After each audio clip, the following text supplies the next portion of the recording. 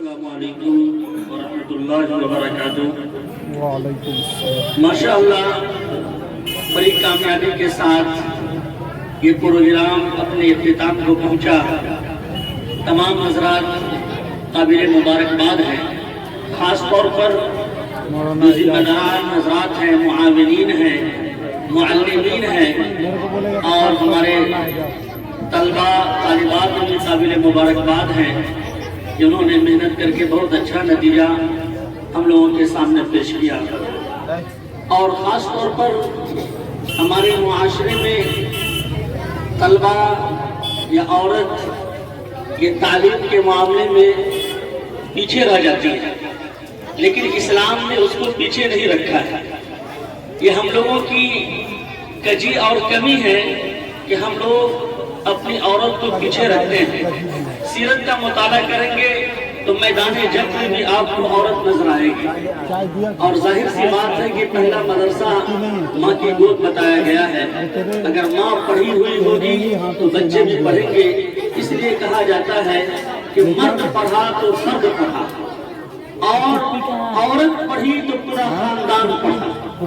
اور اگر عورت کے اندر تعلیمی بیداری ہو تو عام طور پر جو گھروں کے اندر جھگڑا ہوتا ہے وہ عورت ہی سے جنم لیتا ہے، تو یہ جھگڑے کا خاتمہ ہو جائے۔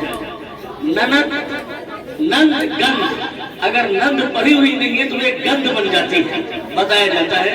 تو اس لیے ہر ایک کے لیے علم ضروری ہے۔ اللہ کے رسول صلی اللہ علیہ وسلم نے ارشاد فرمایا کہ طلب العلم فریضۃ علی کل مسلم، کہ علم دین کا حاصل کرنا ہر مسلمان پر فرض ہے۔ قرآن و حدیث میں مسلم کا جو لفظ آتا ہے صرف مرد کے لیے خاص نہیں ہوتا ہے، بلکہ عورتیں بھی اس میں شامل ہوتی ہیں۔ تو بہرحال وقت بہت کم ہے، اسی کا ہم کو غم ہے، تو مختصر سے وقت میں مختصر سی بات شاید کہ اتر جائے آپ کے دل میں میری بات، تو میں خاص طور پر طالبات سے یہ کہنا چاہتا ہوں کہ رکھ حوصلہ کہ منزل بھی آئے گا، رکھ حوصلہ منزل بھی آئے گا، پیاسے کے پاس چل کر سمندر بھی آئے گا، مت تھک کر بیٹھ ہے منزل کے مسافر، منزل بھی ملے گی اور ملنے کا مزہ بھی آئے گا۔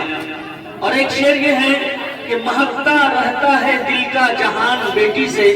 ماشاءاللہ بہت ساری بیٹیاں بڑے اچھے انداز میں تقریر، نعت اور کیا ہے کہ سیرت وغیرہ کو پیش کیا۔ تو مہکتا رہتا ہے دل کا جہان بیٹی سے، زمانے بھر میں بڑی شان بیٹی سے، ضروری نہیں کہ بیٹوں سے نام روشن ہو، میرے نبی کا خاندان چلا بیٹی سے۔ تو اس لیے آپ لوگ اپنے خاندان کے لیے اچھی بیٹی بنے اور اپنے ہندوستان کے لیے بھی اچھی بیٹی بنے۔ پردے میں رہ کر کے بہت کچھ آپ کر سکتے ہیں اور بہت آگے بڑھ سکتے ہیں۔ بس ایک واقعہ سنا کر کے میں رخصت ہوتا ہوں۔ ایک لڑکی تھی، تعلیم حاصل کر رہی تھی، ان کے ابو کا انتقال ہو گیا، معاشی حالت بہت بیکار ہو گئی، اب وہ مجبور ہو گئی کیا کرے۔ تو انہوں نے کمپیوٹر کورس ایک جگہ کرایا جا رہا تھا تو اس کو حاصل کر لیا۔ گھر میں بیٹھے بیٹھے آن لائن وہ قرآن کریم پڑھاتے ہیں، اور ماشاءاللہ پورے گھر کو وہ سنبھال لیا۔ بھائی بہن سب کو کیا ہے کہ پڑھانے لگی اور تعلیم حاصل کرنے لگی۔ اور یہ لاک ڈاؤن میں ہم بھی بیٹھے ہوئے تھے، ہم بھی سوچے کیا کریں، تو زوم ایپ پہ ہم بھی 6 مہینے کا دعوتی تربیتی چترویدی کورس شروع کیے۔ ماشاءاللہ ایک ابھی ملیشیا سے پڑھ رہے ہیں، کئی مستورات پڑھ رہی ہے، کئی ڈاکٹر کئی انجینئر کیا ہے کہ وہ سنسکرت وید وغیرہ کی جانکاری کیا ہے کہ لے رہے ہیں۔ تو یہ ضروری نہیں ہے کہ آپ مرد کے ساتھ آفس میں بیٹھ کے یا ادھر ادھر کام کریں۔ اللہ تعالیٰ نے دنیا کو مٹھی میں کر دیا ہے۔ یہ موبائل وبال نہیں ہے، اگر آپ کے اندر نالج نہیں ہے، جانکاری نہیں ہے تو موبائل وبال ہے، لیکن اگر موبائل کا آپ صحیح یوز کریں تو دین بھی سیکھ سکتے ہیں، دنیا بھی سیکھ سکتے ہیں، اور بہت سارے کیا ہے اس سے فائدے حاصل کر سکتے ہیں۔ لہٰذا کوئی بھی چیز ہے تو اس کا صحیح استعمال آپ کرنا سیکھیں اور غلط استعمال سے بچیں۔ بس اسی بات میں اپنی بات ختم کرتا ہوں۔ اللہ تبارک و تعالیٰ ہم تمام لوگوں کو کہنے سننے سے زیادہ عمل